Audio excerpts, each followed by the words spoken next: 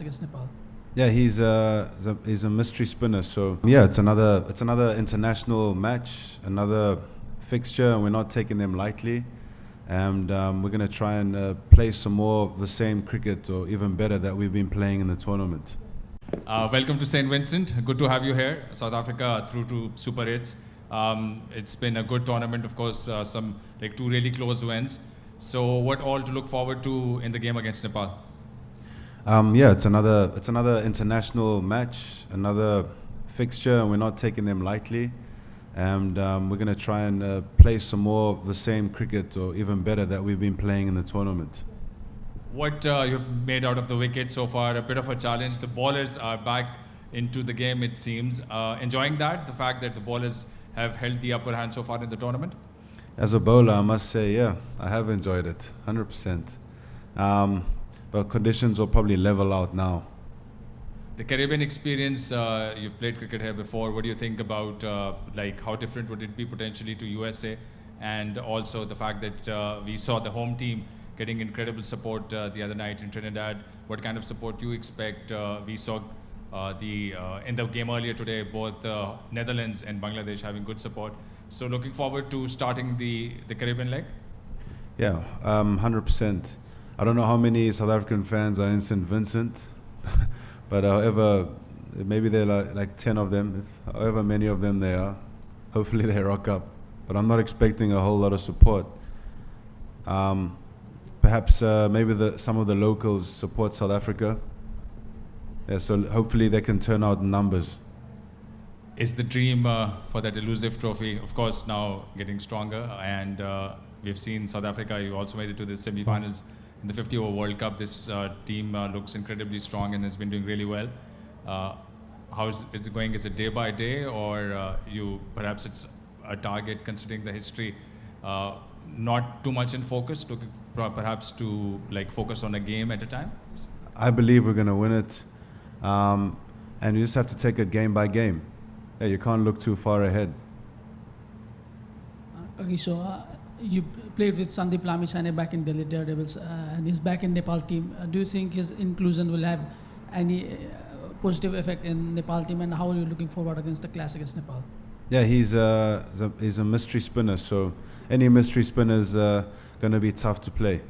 And but I know the guys are really looking forward, to facing that challenge. In New York, the batters didn't get the chance to open up, but this is a different pitch. We've seen today's match as well. How do you see your middle order stacking up with their experts in the IPL? We've seen them. Do you think this is the right time for them to open up their arms and get some runs in? Actually, I haven't really seen how the wicket played. I haven't seen the game yet. But according to the nets, there's going to be some turn, and it's going to be a bit slow. But then I'm sure guys are getting to grips with how the wicket is playing, and already forming game plans as to how they're going to combat, any plans that are formed against us. Hi, Kagiso. Congratulations for going into the Super 8 now. As a team, when you play like a qualifier like Nepal, what basically goes through the mind of a big cricketing nation like South Africa, and what's your plan for tomorrow as a cricketing nation? How much South Africa knows about Nepal? To be honest, I don't know a fair amount about how they play, but we have our analysis and we will do our homework. But I know that they've been really playing more and more over the past number of years, and it's good to see in the game of cricket that it's growing. And yeah, like I said earlier, it's not a game that we're going to take lightly, not at all. We can't take it lightly. You talked about 10 South African fans there. We met around 100 Nepali fans already in St. Vincent, so you can expect their support as well. Oh, okay.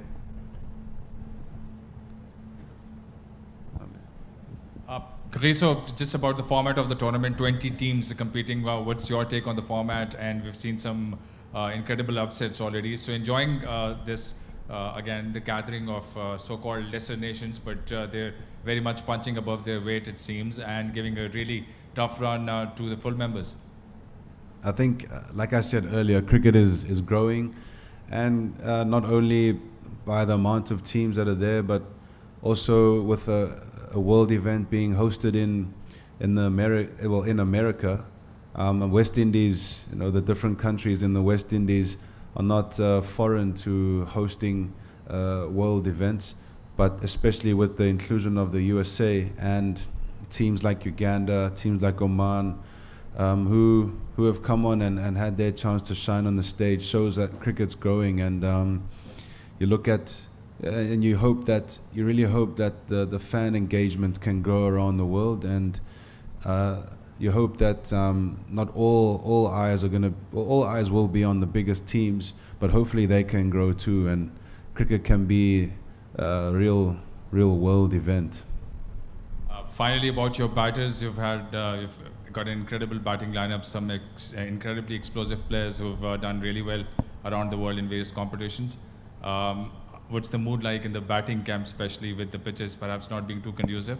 Are they getting itchy for the big scores? Do they really want to flex their muscles and hit those big sixes? And any suggestions from you to them as to how they can perhaps go on their business in the upcoming days?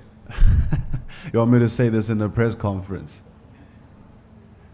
I think that the guys are really keen for the challenge, and with us it's just about winning. Whether we score 96 and win, or whether we score 296 and win, at the end of the day it's about the W, and that's what we've done so far. But I do expect that conditions are going to level up, because you had the drop-in pitches in the USA. You never really know how they're going to play, and we had an idea of a full idea of how they play. And now you've actually got squares that have been there for years, here in these venues, and you'll probably see more competitive scores. And you look at the game between Australia and England, where 200 played 150. So if you do bat well in these conditions, you can still reach 200.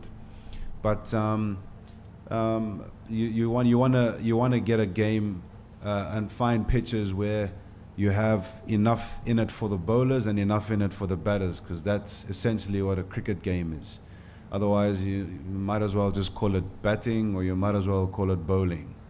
But the guys, you can't really judge their form on wickets that we've just played on.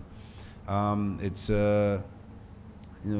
as much as it's not an excuse, but your common sense would prevail, and you would say that it's you can't really blame the batters. But in saying that, no one's got any demons. Everyone's moving forward. We play the conditions as we see them, and on our day, we know the sky's the limit in terms of batting. Thank you very much, Kagiso and Lucy, and all the very best for the game. Thank you. Thanks.